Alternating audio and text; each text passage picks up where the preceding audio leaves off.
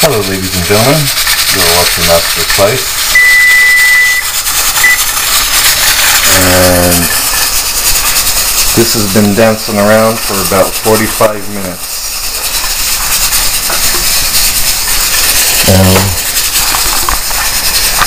I have done some videos where I talk about a pressure cooker is just an autoclave, and really the only difference is an autoclave will dry out your utensils for you.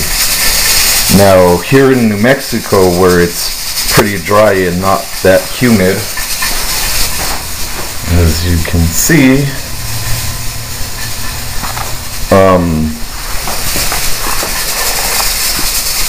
it really doesn't matter. You can take out your utensils when you're done with this, and you could lay them out on the counter on a clean paper towel. And when you pressure cook it, this is the sterilizing process.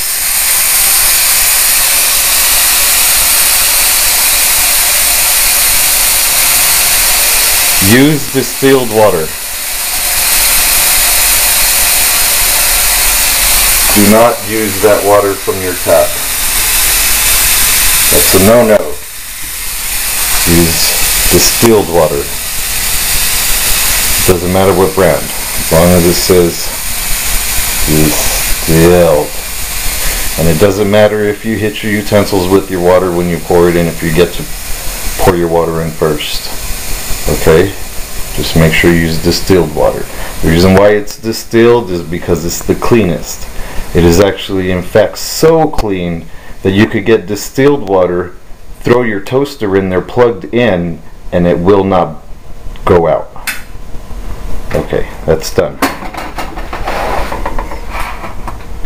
Wait till it depressurizes all the way. Okay, all done? Look at this is my favorite part. Let's see if we can get a good shot on this. Do you see that?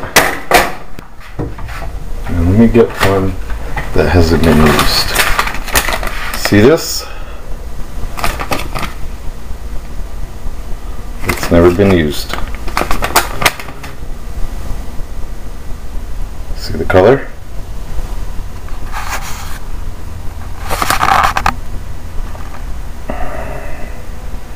Now, after you've done this, they turn that color. And that's how you know it's been done. Now, like I said, you could take these out of here.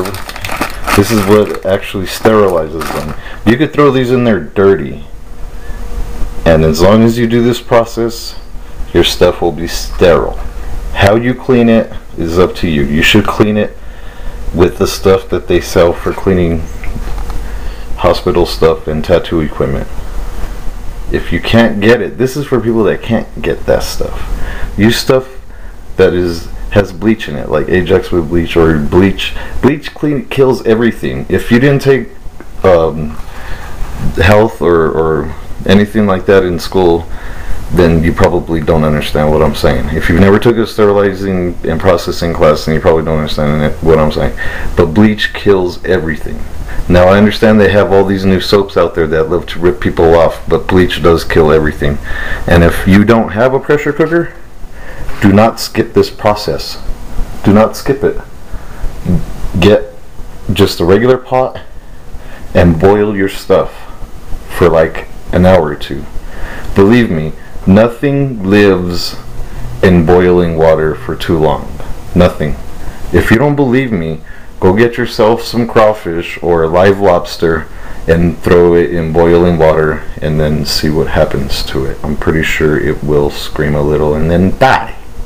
And that's what all the little germs do in there, for all you germophobic people out there that are just really scared. So, ooh, that's hot. What I do is I put it in my oven. Put my oven to 350 degrees is good enough. Let's see if I can do it.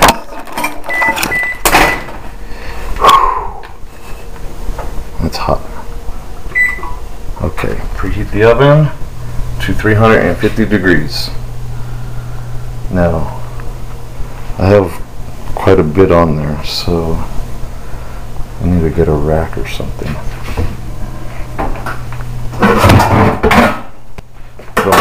You could put them on a cookie sheet or whatever, but. And what I have in there is a little basket. And it elevates them a little bit more. Oh, it got all blurred out. Anyways. You throw them in the oven. Do not close the oven unless you want your stuff cooked.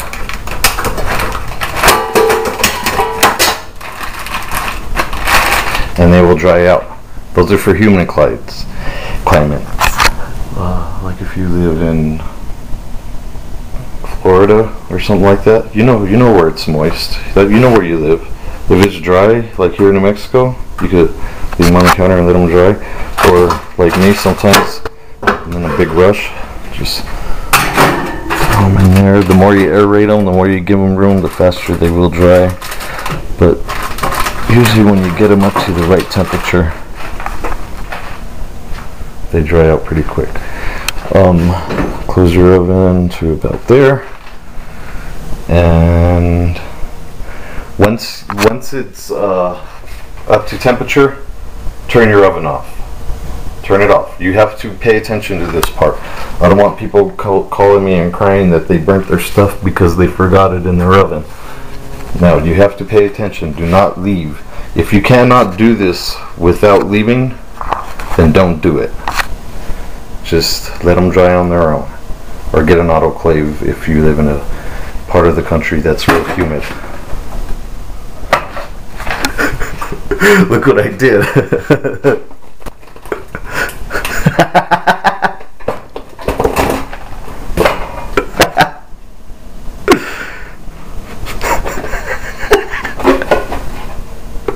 That's funny.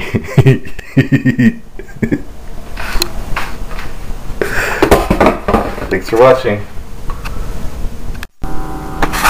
Okay, it's been about maybe 10 minutes later. I'll check on the stuff. I'm pretty much dry. What I did was, you gotta pay attention to this stuff. Try not to smoke when you do this. Your nose has got to be good. You want to make sure this stuff doesn't melt or burn. The thermometer in your oven might not quite work. But so they're all pretty much dry, and as you can tell, they're dry and they're ready to put in a sterile bin and ready for tattooing. Everything's sterile and clean.